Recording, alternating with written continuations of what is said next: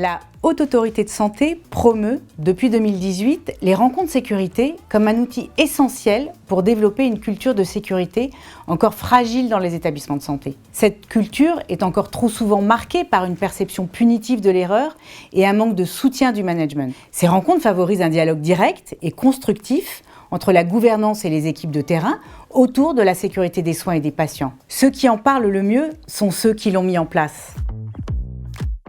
Nous avons entendu parler des rencontres sécurité à travers l'HAS qui avait proposé aux établissements de venir présenter la démarche et qu'est-ce que ça peut apporter à l'établissement. En tant que directeur d'établissement, on porte une vraie responsabilité dans la sécurité des soins. Nous avons commencé donc par le service de maternité, puis l'équipe de soins critiques et aujourd'hui on l'étend progressivement à l'ensemble des services de l'établissement. Puisque ça permet réellement d'être dans une démarche d'amélioration continue, de sortir d'une vision aussi purement indicateur.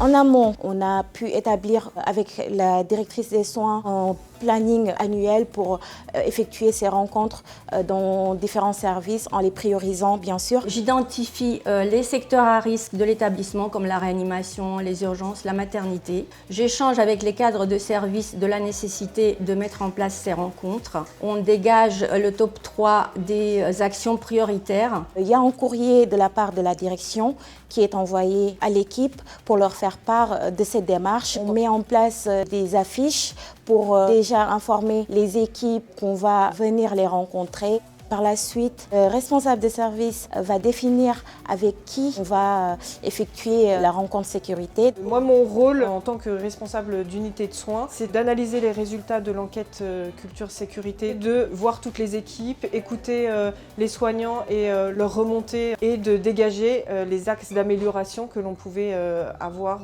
au sein de notre unité.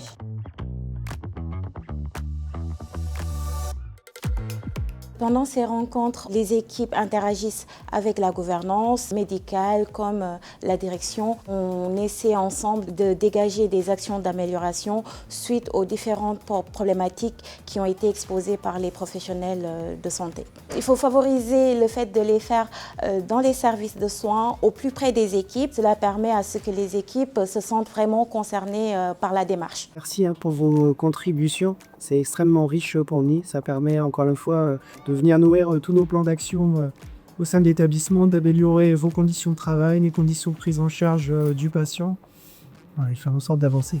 On a été ravis de pouvoir échanger avec la direction. Ça nous a permis de relever certains points de dysfonctionnement et d'y apporter des solutions. Cette rencontre sécurité a été très positive pour tout le monde, je pense. C'est très encourageant pour la suite de se sentir écouté sur des vraies demandes de la part des soignants. Typiquement, nous avions demandé un verticalisateur pour améliorer la prise en charge des mobilisations des soignants. Et suite à cette enquête, nous avons pu bénéficier du verticalisateur.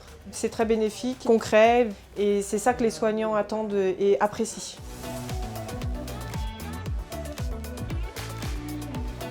À la suite de la rencontre sécurité dans les 24 heures, on envoie le compte-rendu avec les différentes actions qui ont été définies. Donc on incrémente ces actions dans notre programme d'amélioration de la qualité et sécurité des soins. C'est vraiment porteur de sens. Pour moi, ces rencontres sont nécessaires parce qu'elles participent à la sécurité globale de l'établissement, la sécurité des soins et la sécurité de nos patients.